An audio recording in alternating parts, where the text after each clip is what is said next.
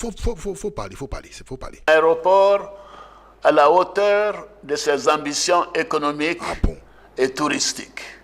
Notre compagnie nationale Air Côte d'Ivoire Oui. procédera dans quelques mois Est-ce qu'ils au savent ça? lancement des vols long courriers Oui. qui commenceront par Paris et s'étendront à Washington, New York, Londres et Genève. Papa, pardon, c'est bon, c'est bon. Papa, c'est bon. Macron peut faire coup, il peut faire discours, il va annoncer beaucoup de nouvelles comme ça vient comme ça, va. Macron peut faire ça. Toutes les Français, ils sont tas contre Macron. Actuellement, là, ça va pas dire. Toi, tu es assis et puis tu annonces Paris, Londres, New York. Papa, c'est Air Côte d'Ivoire. Paris, London, New York. Il n'y a pas quelqu'un qui a pu faire ça ici. Tu es un champion. Ciao. Toi, là, on doit te mettre à vie. C'est à vie, tu dois t'asseoir sur Côte d'Ivoire, là, papa. Mais il n'y a pas l'homme pour toi. Non, Houphouët-Boigny n'a pas fait ça. Air Côte d'Ivoire de Houphouët-Boigny, là. Ça ne pouvait pas aller à Paris, Londres, New York. Arrête-toi, tu es un chef, tu es un champion à dos. Donc, il faut faire discours, il faut faire bouche des petits, là. Moi, je ne me suis pas enrôlé, hein, papa. Mais tu as fait ça, là. Il y a un enrôlement dans mon corps maintenant qui a sorti. Faut faire, tu as fermé bouche des gars, tu as fermé bouche de tous les morts des AS, là, les Haïtiens, là. Tu as fermé, Gbert, là. Tu as fermé, papa. Ah, Tchadien peut pas venir me foutre sur nous. Sénégalais, aussi vont parler quoi. Et puis nous, on reste derrière. Non, bah, c'est pas nous. Jean, toi, tu n'as pas parlé quoi. C'est Atu Manga qui avait nous vendre. Non, il n'y a pas, non. Papa, faut finir tout ça là. Mystère là, suspense là.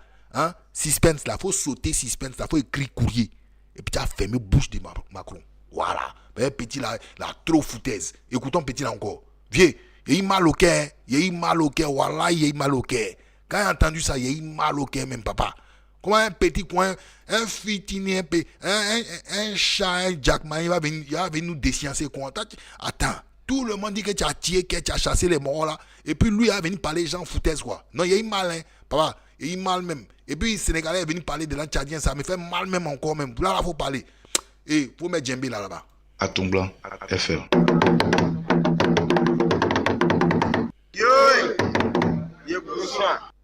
On a écouté moi là maintenant, on a écouté moi là, il a choisi mon cas encore. A mené patiemment, en lien avec les ministres et le SEMA, cette mission. Et donc nous avons proposé aux chefs d'État africains de réorganiser notre présence. Comme on est très poli, on leur a laissé la primauté de l'annonce. Et vous ne trompez pas. Voilà. Weber, tu as vu non? Il dit comme on est très poli. Genre, et puis vous ont laissé quoi? Genre, allez parler. Genre les petits, c'est foutaise, papa.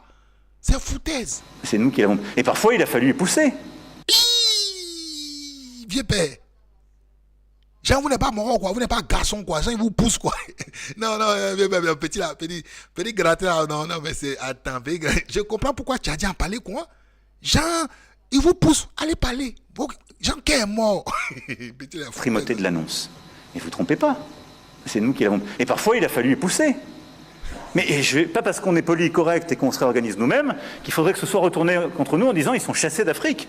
Je peux vous dire que dans bien de ces pays, on ne voulait pas enlever l'armée française ou même la réorganiser. Macron va me tuer, soyons sérieux. Vous voyez? Les gars, vous entendez ce que Macron dit, il est en train de vous ridiculiser, hein? Franchement. Ça vous ridiculise, là, les gars. Là, Macron vous dit clairement ce qu'il en est. Clairement ce qu'il en est. Vous n'êtes pas des mecs, vous n'assumez pas, vous n'êtes pas des pays indépendants. C'est ce qu'il est en train de dire. C'est grave. C'est plus que grave, les gars. Nous, en disant ils sont chassés d'Afrique.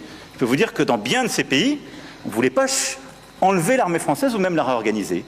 Ah, dans bien de ces pays, on ne voulait pas, d'accord, que l'armée française parte. Vous partez où? Tout à l'heure sur TV5, les journalistes qui parlaient en fait des élections de 2025, ça vous dit quelque chose? D'accord? Les gars, soyons sérieux. Hein. Je suis pas en train de raconter n'importe quoi là. Faut qu'on soit sérieux. Faut qu'on se regarde dans les yeux. Il est sûr, oui, bien sûr. Moment des cadeaux, il est très très sûr. Il est plus que sûr de lui. Il parle avec assurance. Il dit qu'aucun pays ne voulait. Limite, c'est eux qui poussaient les pays à s'exprimer là-dessus. Sinon, les pays n'étaient pas tentés de le faire. D'accord? Voilà. Et je vais, pour vous donner de la matière, ensuite, après le discours de Sonko, je vais vous montrer quelque chose.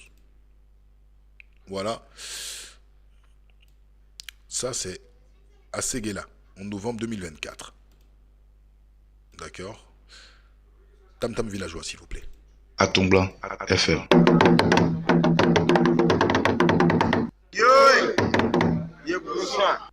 Ok. Alors, tac, tac, tac. Regardez. Depuis mi-août, plus de 700 soldats ivoiriens font preuve de dévouement et de résilience en toutes circonstances. Ces photos illustrent la détermination des forces américaines et ivoiriennes à réussir ensemble pour une Côte d'Ivoire plus sécurisée et prospère. Là, ce sont les Américains. Ça veut dire que les Français étaient encore là. Hein? Les Français étaient encore là. Ils étaient encore là. Mais les Américains sont déjà là. Et là, c'est à Séguéla. Entraînement de l'armée américaine avec les compagnies d'infanterie de la FACI, Force armée de Côte d'Ivoire. D'accord? D'accord? Et là, c'est à Séguéla. Vous voyez?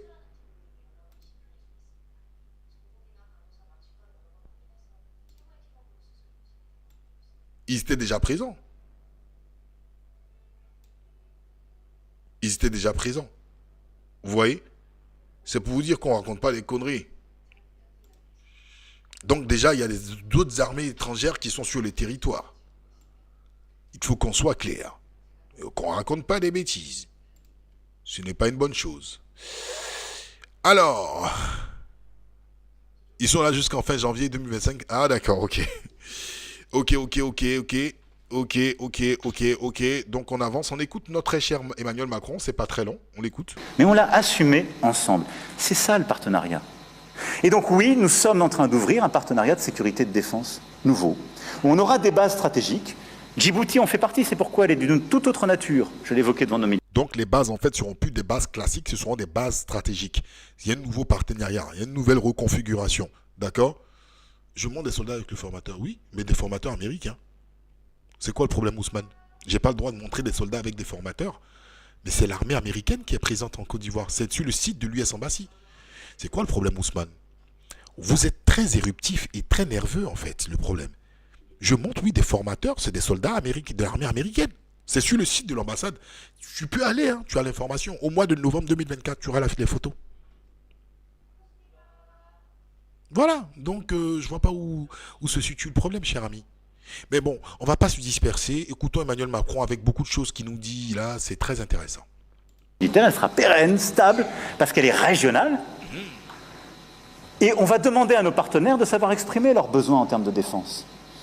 Mais on va faire plus de formation, plus d'équipements, plus de renseignements, plus de contrats aussi dans la durée de défense. Bien sûr. On va qualifier la menace avec eux. Et on va aussi inventer une nouvelle relation. Comme on l'a fait ces dernières années avec le Bénin, relation inédite, comme on va le faire avec le Nigeria, où on a commencé un dialogue stratégique qui n'existait pas jusqu'alors, ce qui était une aberration, etc. Partenariat stratégique de défense, désinhibé, mais d'avenir. Et au-delà de ça, le continent africain, c'est un continent. Partenariat stratégique de défense désinhibé. Ousmane, si tu veux rester sur ma vie, tu veux rester sur le direct, arrête un petit peu. Sinon, je ne saute pas les gens, mais je serai dans l'obligation de sauter. Parce que quand tu comprends pas les choses, il faut comprendre, il faut poser les questions poliment. Tu racontes n'importe quoi. Ça m'amuse pas. Alors, continuons. Donc voilà, ils vont reconfigurer leur modèle. Donc Djibouti restera l'un des points stratégiques et également le Gabon. Bon, ok. Je vais demander à mes modérateurs, enlevez-moi monsieur Ousmane, s'il vous plaît. Ousmane, ce fut un plaisir d'avoir fait ta connaissance. Et même personnellement, tes trucs qui défilent là, oui. Mes modérateurs, s'il vous plaît, les gars, les modos, sautez-le. S'il vous plaît, avec tout le respect que j'ai pour vous. Il ira se renseigner sur le site de l'ambassade des États-Unis en Côte d'Ivoire. C'est bon, il est parti? Ok. Et je pense qu'il n'est pas parti. Je vais m'en occuper personnellement. Ok, bloqué Ousmane. Ce fut un plaisir, hein. D'accord. Et voilà, c'est bon. Oh, parfait. Parfait, super. Alors, donc, on continue. De croissance. Et là-dessus, nous sommes trop frileux. Je le dis aussi parce que quand je lis toujours la presse, les lunettes françaises sont obsédées par l'Afrique francophone. Il faut regarder l'Afrique francophone avec fierté, on y a des intérêts, on y a des amitiés chères chez les dirigeants, dans la société civile et ailleurs. Mais enfin, on a bien fait de faire le premier grand voyage depuis 25 ans du Nigeria en France il y a quelques semaines. Bon, ce qu'il vient de dire là, c'est quand même... Ah, ok, c'est pas bien grave. Mais ce qu'il vient de dire, ça, en fait, il y a deux directions. J'ai pas oublié le Bénin. Mais le Bénin, je vais pas nécessairement m'accentuer là-dessus pour l'instant parce que en analysant, je vois ce qui va venir. Mais ce qui, moi, m'intéresse là, les gars, ça va être chaud hein, ça va être chaud pour les hommes politiques qui ne jurent que par la France. Nos anciens là, qui voulaient rester, vous voulez vous agripper au pouvoir là, ça va être dangereux pour vous. Parce que ce qu'il vient de dire là, c'est quelque chose de clair. Et je pense qu'il y aura une nouvelle génération de politiciens qui vont arriver en Afrique. Et je pense, en majorité, ce seront des jeunes. Parce qu'il y a un détachement. Macron, il est l'opposé de tous les présidents de la 5e République française que j'ai connus. C'est l'opposé. Ce qu'il vient de dire là, c'est clair et... Bon, moi je suis pas français, donc je peux pas... Enfin, on a bien fait de faire le premier grand voyage depuis 25 ans du Nigeria en France il y a quelques semaines. 25 ans ailleurs. Enfin, les lunettes françaises sont obsédées par l'Afrique francophone. Il faut regarder l'Afrique francophone avec fierté, on y a des intérêts, on y a des amitiés chères chez les dirigeants dans la société. Des amitiés chères chez les dirigeants dans la société civile. En fait, c'est intéressant parce que si un gars comme Focard écoutait Macron, il allait dire mais ce mec là non, il faut le sauter. Focard aurait écouté Macron, il allait dire ah, mais c'est pas possible. Pour les intérêts français, qu'est-ce qu'il fait? Qu'est-ce qu'il est en train de faire? Aller sur le marché anglophone. Ça n'a rien à voir avec le marché francophone, où tout est conquis. Mais ce qu'il dit aussi est intéressant parce que... Société civile et ailleurs. Enfin, on a bien fait de faire le premier grand voyage depuis 25 ans du Nigeria en France il y a quelques semaines. 25 ans. Ça n'est qu'un pays à 250 millions d'habitants. Bien fait d'aller faire la première visite au Kenya. Imaginez. Qu'est-ce qu'il va... Bon, bref. En gros, son désintérêt, en fait, pour l'Afrique francophone, en fait, est... il le dit. Hein. Il le dit en tant que personne. Mais dans le système, ça va être compliqué. Mais il le dit, il le pense. Donc, ça va être chaud pour les présidents. En tout cas, les anciens présidents, là, qui veulent remplir, là, ne comptez pas sur la France. En tout cas, ils sont en train de reconfigurer leur truc. Ne comptez même pas. Non, ça, là, on n'est pas aux élections de 2020, hein, ni 2010. Ça n'a rien à voir. Moi, quand je l'entends, là, le mec, il n'a rien à cirer de ce que vous effectuez à l'époque. Hein. Démerdez-vous, je sais pas, trouvez des réseaux ailleurs. Je sais pas comment vous allez faire, mais trouvez des réseaux ailleurs. En tout cas, le mec, voilà, c'est pas absolu, quoi. On a bien fait de retourner pour la deuxième fois en Éthiopie, pays de plus de 100 millions d'habitants. D'avoir consolidé une stratégie énergétique et d'investissement avec l'Afrique du Sud. Nos lunettes sur l'Afrique ne sont plus les bonnes, quand on parle de l'Afrique. Nos lunettes sur l'Afrique ne sont plus les bonnes. C'est-à-dire qu'il n'est pas forcément dans le même paradigme que ce que, voilà, exceptionnellement il a fait parce qu'il avait les dirigeants. Et ça s'explique même en fait par le choix de son ministre des Affaires étrangères. Il ne s'entoure plus véritablement. Et là, c'est pire. Parce que là, sous le gouvernement Barnier, je me suis dit, on risquait de revenir. Et là, j'ai pour preuve, en fait, des sorties, en fait, récentes de Bourgi, où Bourgi disait du bien de Barnier. Et il pensait que Barnier pourrait succéder, en fait, à Emmanuel Macron aux prochaines élections. Mais si vous regardez, en fait, là, Macron est revenu avec son équipe type. C'est-à-dire les gens de Renaissance, là. D'accord? Et tous ceux qui sont autour de lui, d'accord, sont des gens en fait de son équipe. Donc les gars, ils n'en ont rien à battre en fait de la politique en fait de Papa de Gaulle, de Focard, en passant par Mitterrand. Ils sont pas dans ces circuits-là. Et là, il vient de confirmer à nouveau. D'accord? De confirmer à nouveau. Donc les choses sont claires et formelles. Donc arrêtez de rêver. Je vous ai dit 2025 pour le continent africain, ça sera une année en tout cas de véritables moments d'échange et d'analyse sur l'actualité dans son ensemble. Ceux qui ont des lunettes, quand ils parlent de lunettes, c'est en fait, c'est la vision, on va dire, panoramique, d'accord? Et c'est ce que Arthur Banga donne.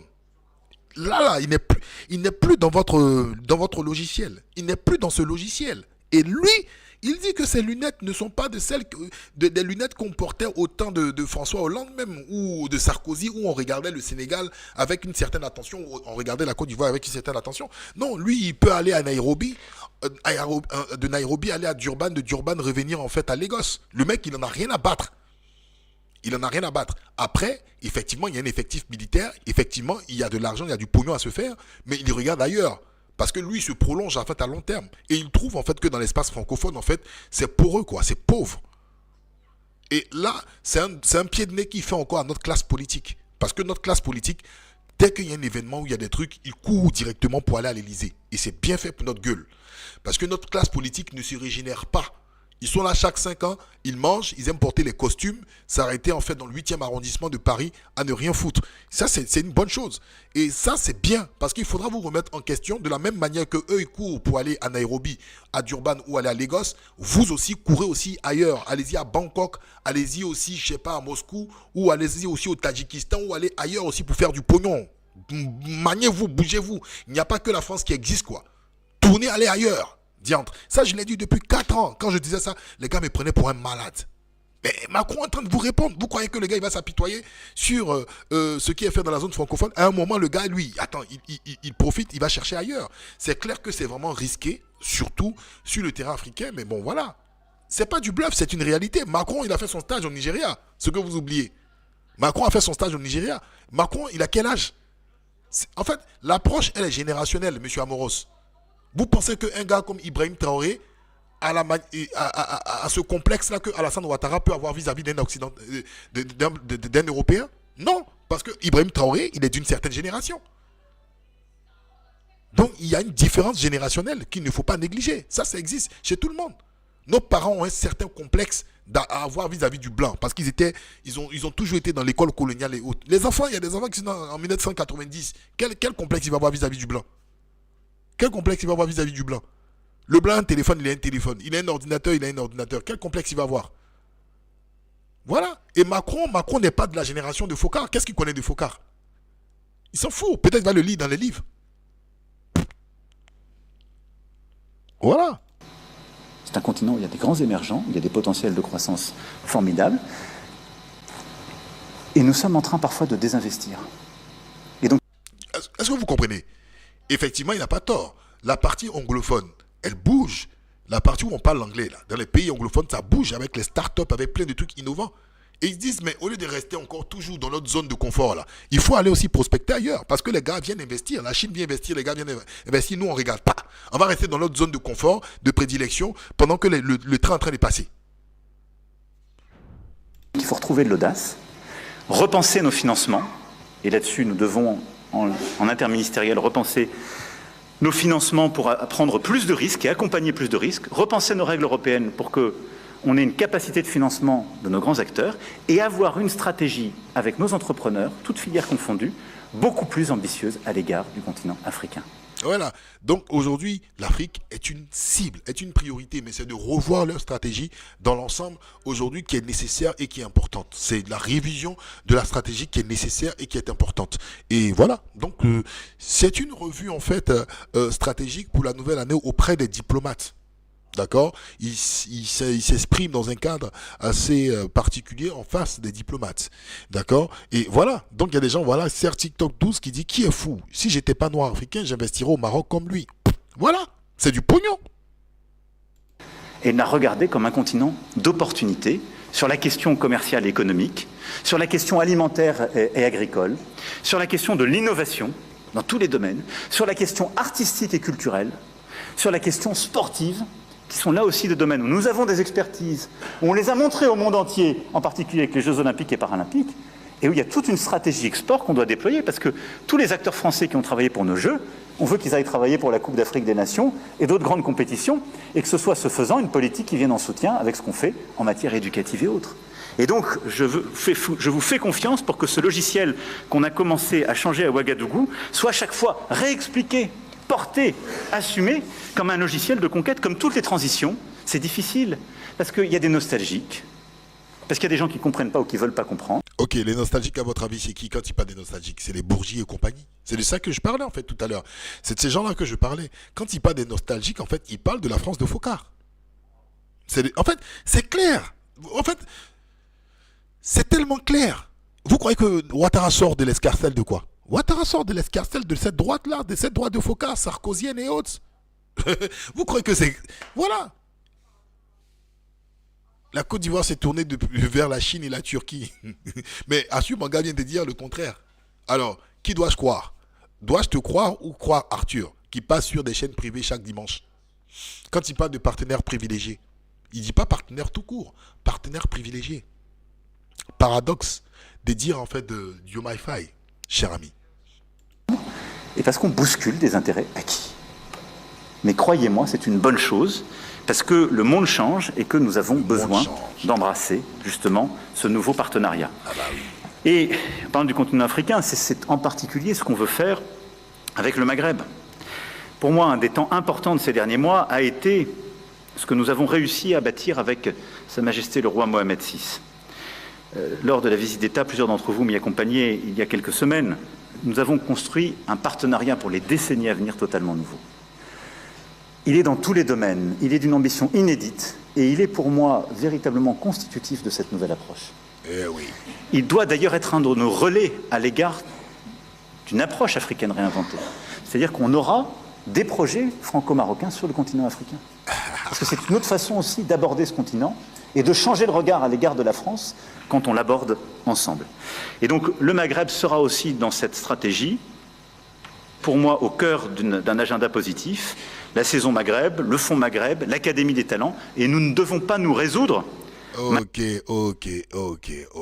Tam-tam, s'il vous plaît, pour mon village, s'il vous plaît. Tam-tam pour mes ancêtres.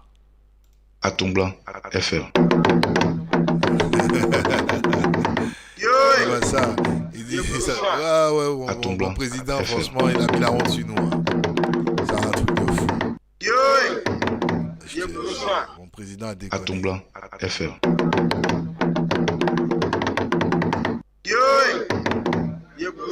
Mesdames et messieurs, notre analyse arrive à son terme. Alors, comme j'ai toujours pour habitude de faire, c'est le moment pour ceux qui ne sont pas encore au lit, dont la journée débute, de faire vos demandes. Alors, faites vos demandes et ça va être assez bref, concis, précis pour que tout le monde puisse intervenir.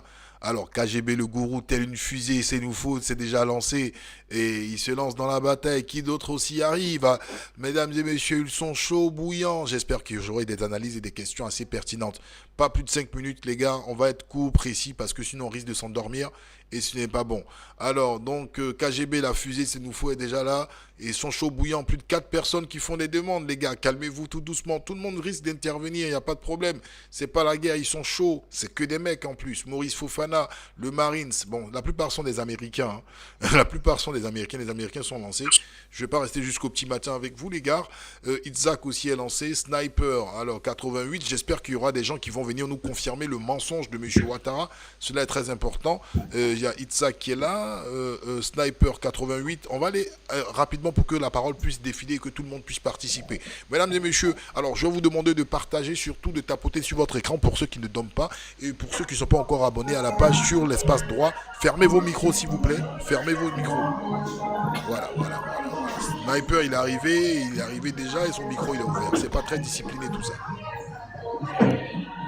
Alors, on va muter son micro, voilà, parfait. Alors, donc on tapote, on partage, parce qu'on va entendre aussi, souvent les intervenants sont plus brillants que l'autre. Et c'est ce qui est original. Donc, prêtons l'oreille, on va les écouter. KGB le gourou, bonsoir.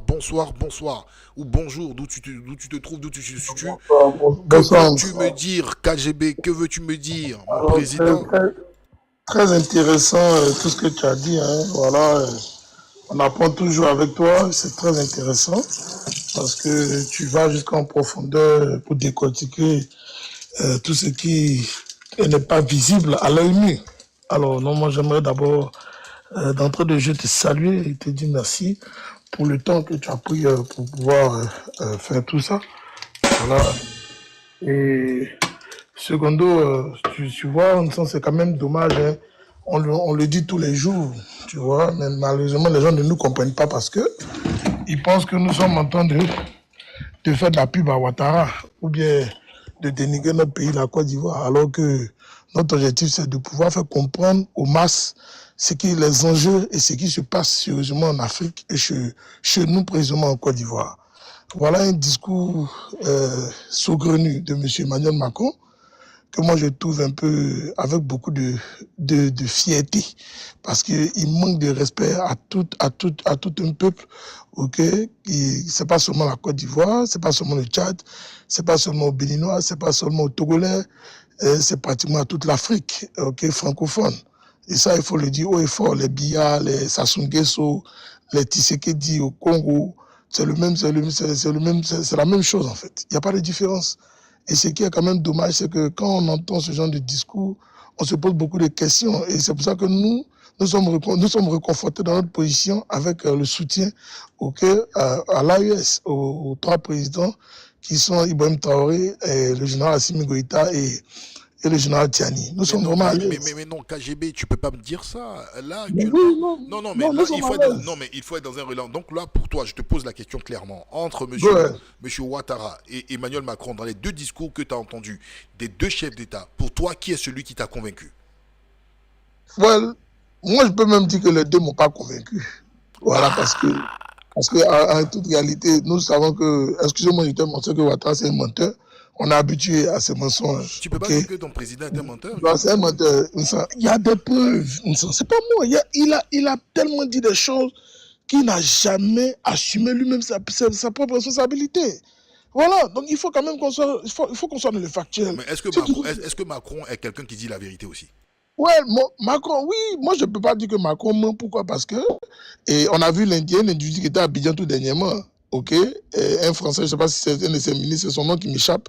Il était là, il était bien sur le plateau en train de se défendre. Non, nous sommes en train de réorganiser les choses avec la Côte d'Ivoire. C'est Jean-Marie Bockel. Jean-Marie Bockel, merci beaucoup. Alors, M. Jean-Marie Bockel, quand il est venu en Côte d'Ivoire, il n'était pas venu en villégiature, je suis désolé. Voilà, il était venu pour discuter des questions militaires avec Ouattara. Et c'était une réalité. Personne ne peut mentir. On ne peut pas dire que c'est faux. Donc moi, je pense que M. Macron est plus crédible que M. Ouattara. Parce que c'est lui qui prend les coups en ce moment. Il prend plus les coups que M. Ouattara. C'est ce qui est une vérité. Donc moi, je veux bien comprendre. Quand tu me dis que non, pourquoi je veux croire plus à Macron qu'à Ouattara. Ouattara, nous sommes habitués à lui. C'est notre président. Mais nous sommes habitués à lui. Ce qui est une réalité. Parce qu'il n'a jamais respecté sa parole.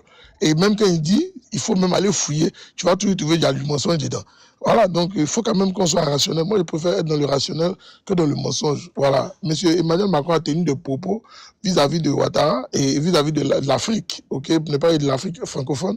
Mais vous avez vu le rebondissement de monsieur Sonko. Ça n'a pas tardé. Il est venu, il a tiré à boulet rouge sur la France directement. Voilà, mais c'est ça qu'on appelle la gestion, les hommes qui veulent gérer un État.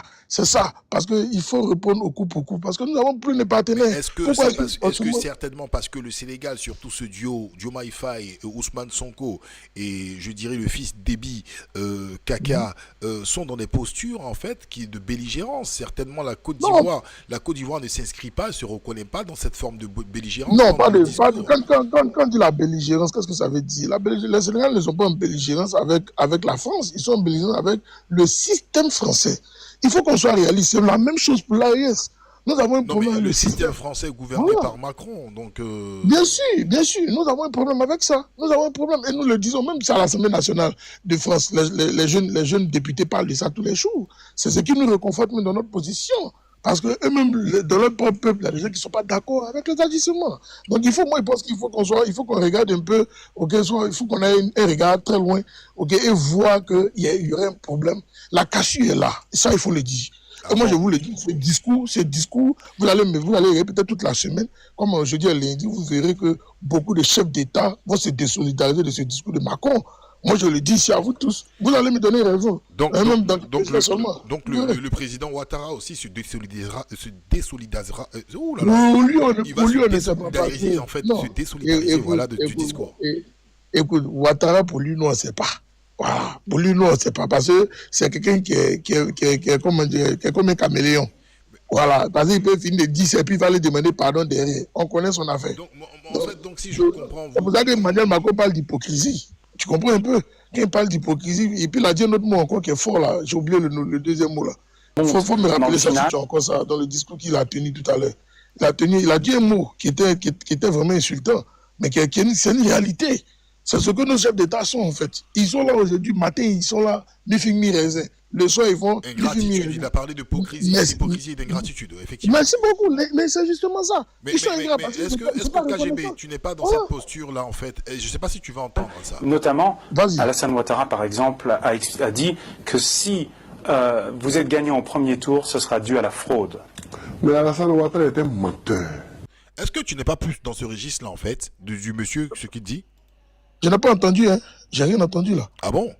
Ouais, j'ai rien entendu. Est-ce que quelqu'un a entendu? Parce que moi, j'ai rien entendu. Tu peux me dire ce qu'il a dit, moi, je n'ai pas de souci. Alors, c'est quand même bizarre que tu n'entendes pas, en fait. Gagnant au premier tour, ce sera dû à la fraude. Mais Alassane Ouattara est un menteur. Et je le répète, est un menteur.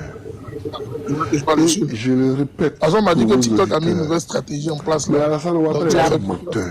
Il a parlé d'ingratitude, il a parlé de politesse et il a parlé aussi de ne pas être trop malhonnête envers la France. Voilà les propos qu'il a tenus. Alors, on me dit dans l'oreillette, en fait, que tu n'as pas entendu. Ce que je vais faire, je pense que je vais essayer de mettre un système... Champion, il a dit que je suis champion, tu sais, je suis au Gaddafi.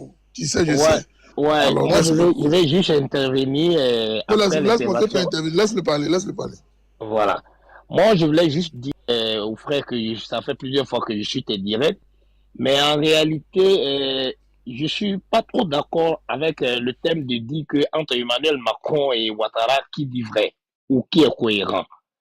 Mais en réalité, la vérité réelle même est que on peut pas parler de vérité ou de cohérence parce que Macron défend la République française. Chose qui est normale, parce qu'il a été élu pour ça. Mais la France a un président qui défend les intérêts de son peuple. Chose qui est normale. Donc, il passera par tous les moyens qu'il faut pour pouvoir assumer sa légitimité. Mais Ouattara... Attendez. Il y a un truc qui m'intéresse. Juste quelque chose. Dites-moi si vous entendez le truc qui passe à l'instant. Et je le répète pour vos auditeurs et pour vos téléspectateurs. On n'entend pas. Je peux continuer. Non, attendez. Alors, monsieur, je veux juste préciser quelque chose. Donc, dans ce cas-là, si chacun défend son intérêt, qui dit la vérité? Voilà, moi je vais intervenir. C'est ça je voulais venir. Mais oui, je sais, mais là vous avez commencé, vous m'avez fait comprendre que Macron défend ses intérêts. En fait, moi je veux pas de long discours. Hein.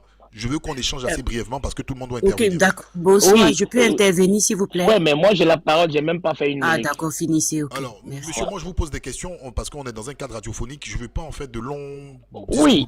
Oui, je veux savoir. La question que tu as posée, tu as dit quoi? Pour répondre à la question. Je dis, qui de Macron ou de Ouattara dit la vérité? Mais c'est Macron. Vous avez évoqué les intérêts. C'est qui? C'est Macron qui dit vrai, parce que Macron défend les intérêts de son pays. Et Ouattara ne défend pas les intérêts de son pays? Il ne le fait pas. Ouattara ne fait que respecter les dits de l'Occident, de la France. Ah, mais, il est aux ordres réels de l'Élysée. Mais les militants, chose qui est grave. Mais les militants de Ouattara et ceux qui soutiennent M. Ouattara comme président vous diront en fait le contraire, monsieur.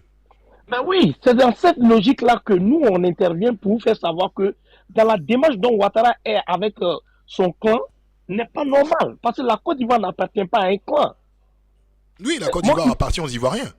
Voilà. Oui, mais certains Ivoiriens... la majorité ne s'exprime pas. On sait tous comment Ouattara est au pouvoir. Parce que moi qui vous parle, je suis une pièce maîtresse même de cette affaire. Ah bon? Je sais qui je suis.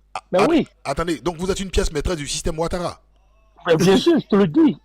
Mais d'ailleurs, je peux sauter un peu de ce cadre et dire c'est une vérité. Je suis un capitaine de la garde républicaine. Je te dis que c'est mon vieux père.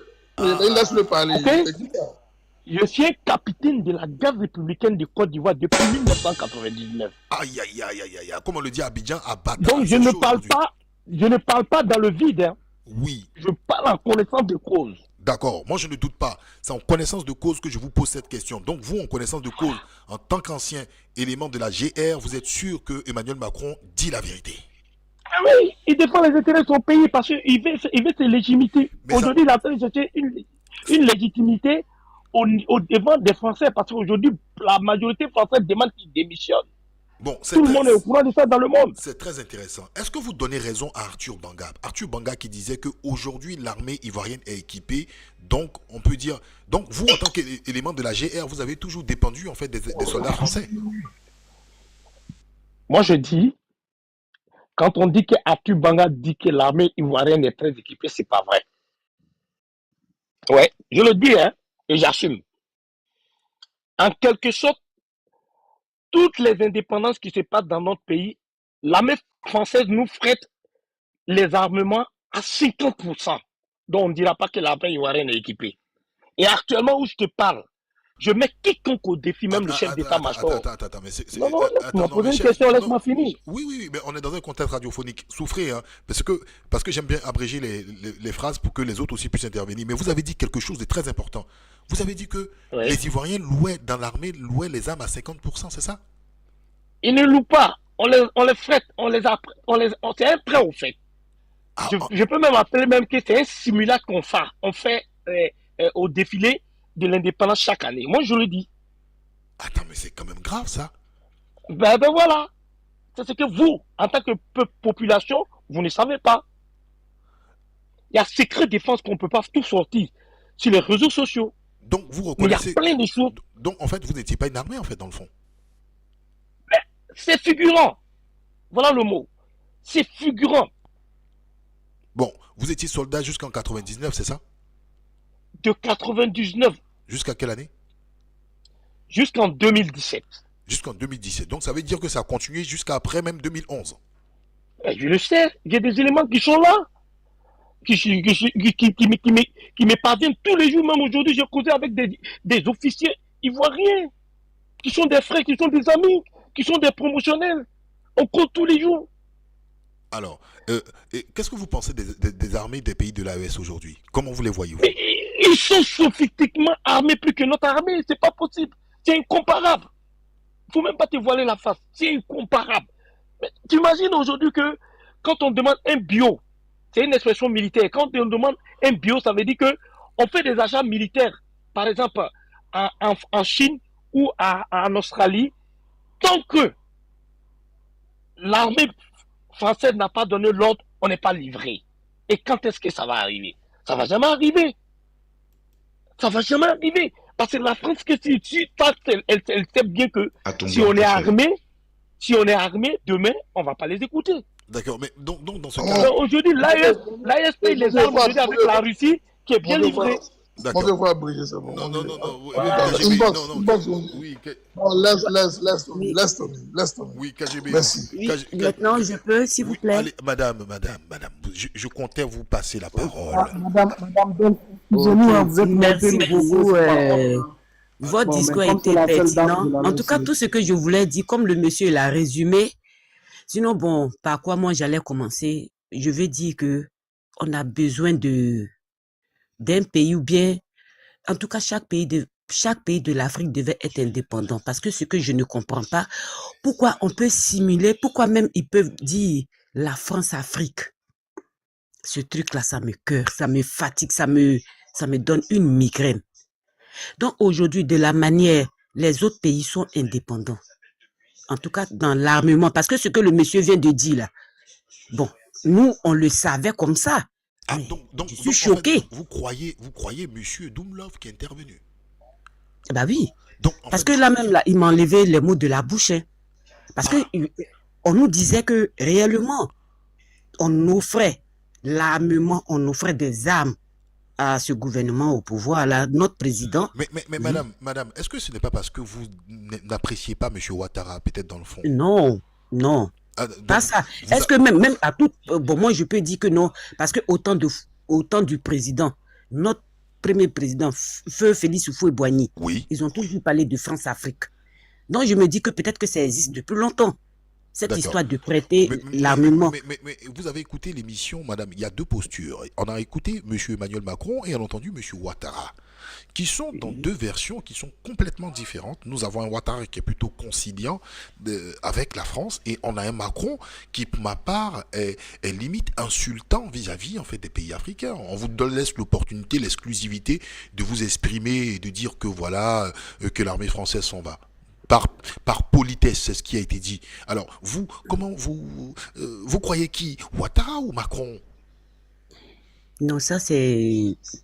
bon, Monsieur Ouattara, ce qu'il est en train de dire, ça veut dire c'est pour convaincre euh, ses sympathisants. Sinon, en toute logique, de la manière, il dit, il va enlever le 43e Bima. À ce que je sache, ils avaient dit que non, il y a eu une armée aussi américaine qui était installée quelque part en Côte d'Ivoire. Donc Alors, pour moi, c'est vous seulement n'avez pour pas les répondu, déplacer. vous n'avez pas répondu à la question. Je dis, qui de Ouattara de Macron croyez? Vous croyez en qui? Je ne crois pas en Ouattara. Parce que D'accord. ce que Macron il dit, Non, excuse-moi, madame, je ne excuse-moi. crois Il y a pas à quelqu'un qui monsieur. a... Attendez, non, moi c'est mon avis. Après, vous allez... Oui, madame. Non, c'est Voilà, pas... parce qu'il m'a posé une question. Donc ça, monsieur, d'abord je réponds au Tout propriétaire ça, du il y a panel. Et quelqu'un puis qui est en après, pause. Il faut le descendre. Il y a quelqu'un qui est en pause. Descends-les. C'est comme ça ils font pour signaler les panels. Ok, ok, Descends-le. ok. Ok, allez-y, madame. Alors, qui vous croyez voilà. plus en Macron qu'à Ouattara, c'est ça? Oui, parce que quand il dit que non, la politique n'a qu'à changer, la politique des Africains n'a qu'à changer. Puis quand je vois aujourd'hui que les autres pays africains ne veulent plus, là même pour le Tchad, qui veulent que l'armée française quitte leur pays et que nous, on nous dit au 1er janvier, on va les militaires français vont plus exister ici. Mais on n'a pas besoin d'attendre au jour des élections. Donc moi, je dis que non. Ce que Macron, il dit, c'est vrai que non, ils auront toujours la même mise dans la politique africaine, dans la politique ivoirienne. Tant que le président de la Côte d'Ivoire, il ne se décide pas à réellement, ça veut dire, parce que son discours, c'est comme si un peut-être que l'armée française va quitter en Côte d'Ivoire. D'accord. Mais là, il n'a qu'à être ferme, comme ce que les Canadiens ont dit. Ok, donc vous Non, souhaitez que... raison pour laquelle, Non, voilà, sa raison question pour est bien laquelle je répondue. dis, Vous souhaitez... Ouattara est voilà, aux autres de Macron. Donc c'est Macron qui dit vrai.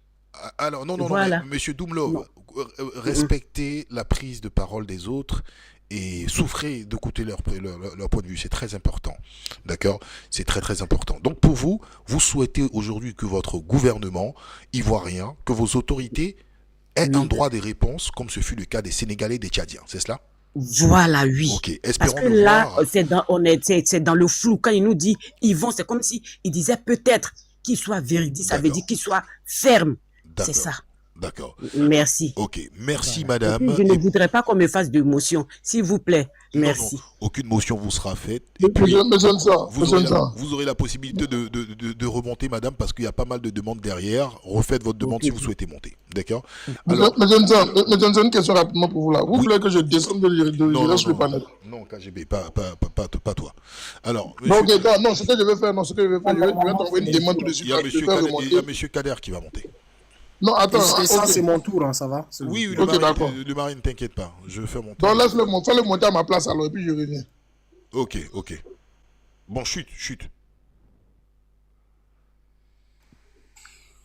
Un comment tu vas? Oui, super bien. Comment tu vas, le marine?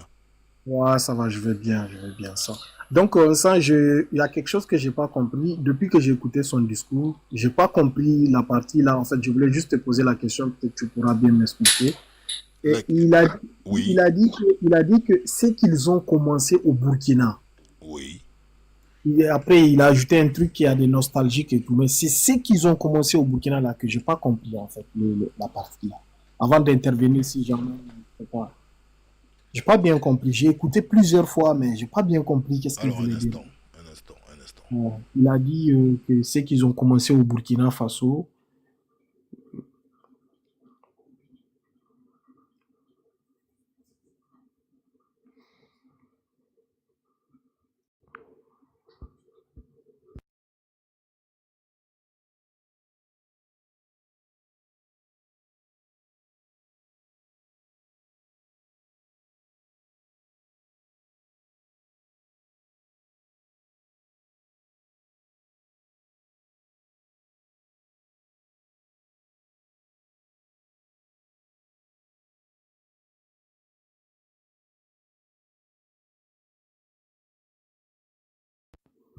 Hassan, tu es là? Bien sûr, je suis là. Alors, comme je disais, en fait, à chaque moment, il fallait en fait que tu... Bon, c'est très important. Alors, repose ta question en ce qui concerne la spécificité du Burkina, rapidement. Parce que dans son discours, hein, j'ai bien entendu une partie où il disait que ce qui a été commencé au Burkina, qu'ils ne veulent pas que ça, ils veulent pas que les continue. Oui. Ouais, c'est ça. Oui, en fait, c'est juste l'effet boule de neige, en fait, parce que faut savoir qu'en fait, le Burkina Faso a été, en fait, la procédure, en fait, en ce qui concerne le départ des forces françaises, s'est accélérée, d'accord, dans des pays tels que le Mali, mais aussi, faut pas oublier que le Burkina Faso a été aussi un élément déclencheur. Ah ouais, il fait allusion à ça. Effectivement, qui n'est pas Ouais, en fait ça cet va. effet boule de neige, en fait, qui contamine en fait les autres pays. Ah, ça va, j'ai compris. Donc après, ils étaient obligés de remodeler, reconfigurer en fait leur présence française en fait sur certaines zones d'influence, par exemple comme la Côte d'Ivoire. Alors, je t'accorde 2 minutes, cher ami, et tu me dis clairement, mais avant de commencer, dis-moi, Emmanuel Macron, Alassane Ouattara, pour toi, qui dit vrai? Mais ça, c'est Macron qui dit vrai. Mais alors, je ne peux pas comprendre comment à 99,99%, vous êtes tous unanimes sur le fait qu'Emmanuel Macron dise vrai. Mais quand tu vis en Europe, tu sais bien que les dirigeants européens, quand ils viennent au pouvoir, et surtout s'il y a des grognes, ils font tout. C'est-à-dire, on peut les qualifier de mauvais, c'est à travers leur politique vis-à-vis de nous. Mais aujourd'hui, dans le monde, il n'y a pas de dirigeants. Si tu vas décerner des médailles, il n'y a pas de dirigeants qui vont avoir ces médailles-là plus que les dirigeants occidentaux. Je m'explique en 30 secondes. Ouais. Parce que quand ils viennent au pouvoir, ils font tout. Aujourd'hui, il n'y a pas une zone dans le monde où la politique sociale, et on ne peut pas dire juste, et à 90% bonne, comme en Occident, comme en Europe. Il n'y a pas de politique sociale dans les autres continents. Ouais, mais bon, après ça, franchement, ça se discute. Hein. Franchement, le Marine, ça se discute. Mais moi, je pense... Les Français, je pense que si on inversait la situation, les Français, dans leur majorité, diraient que Ouattara est certainement dans une posture de vérité que Macron. Parce que beaucoup aussi disent que Macron est un menteur. Hein. Beaucoup. Je parle de la population française. Donc, pas autant que Ouattara. Pas autant que Ouattara ensemble. Ok. Pas autant que Ouattara, je respecte ton point de vue. Alors, 1 minute pour chuter par rapport à ce qui a été dit. Moi, je vais juste dire ici que je vais juste attirer l'attention des gens pour leur dire que à quel niveau maintenant les dirigeants de l'AIS commencent à être dans les différents canaux des renseignements mondiaux. Parce que le renseignement que vous voyez, il ne suffit pas seulement des renseignements généraux d'un pays, mais il faut être aussi dans les canaux internationaux des renseignements. C'est-à-dire il faut être allié avec des pays qui dorment avec, c'est-à-dire les informations de tout ce qui se passe dans le monde. Il y a des dirigeants aujourd'hui, quand ils se réveillent, tout ce qui est important qui s'est passé hier nuit, ils sont au courant. Bon, ça, je pense que tu me pousses le Marines à faire une émission spéciale sur les renseignements généraux intérieurs et extérieurs. Parce que j'ai beaucoup entendu ce narratif et je pense qu'on va se faire une émission comme ça où on va faire des recherches ensemble. C'est très important. Ok, ça, je chute dans 2 minutes, c'est pour dire non, pas 2 minutes, dans quelques secondes. Dans quelques secondes. Ouais, mais tu m'as interrompu. Vas-y, donne-moi 1 minute et demie, ça va aller. 1 minute, tu regardes le temps. C'est bien, on est ensemble, t'inquiète. C'est pour dire aux gens que les dirigeants de l'AIS, les différents dirigeants, le général Tchani avait parlé, surtout sur le cas de la Côte d'Ivoire, du Nigeria et du Bénin, le premier ministre de l'AIS et le ministre des Affaires étrangères de l'AIS, celui du Mali, il avait parlé de, c'est-à-dire c'est un semblant de faire des vols matinales pour dire qu'on est parti et ils reviennent le soir. Ils avaient tout déballé avant 2 semaines. Avant 2 semaines du discours de Macron et du discours de Ouattara, ils avaient tout déballé. C'est parce qu'ils ont les informations. Maintenant, comme ils ont les informations, les Macron et les Ouattara sont maintenant obligés. Maintenant, ce n'est plus classifié parce que les dirigeants de l'AIS savent déjà. Donc maintenant, il faut sortir le dire ouvertement que voilà ce qu'on va faire. On a décidé avec tel pays et tel pays de faire ça et ça et ça. Donc déjà, les dirigeants de l'AIS, ils ont déjà tout déballé. Your time is over. Mon frère, c'est... Your time is over, sorry. Mais en tout cas, non mais franchement, ce fut un plaisir. Je pense que tu prends vraiment plaisir à débattre sur ces genres de choses de Marines. Dans les commentaires, il y a Korobalé AES qui te félicite, qui te dit exactement monsieur, bravo, monsieur le Marines. Donc voilà, il y a des gens qui adhèrent à cela. Donc on va se faire une émission spéciale et je pense que tu seras prioritairement en fait parmi nos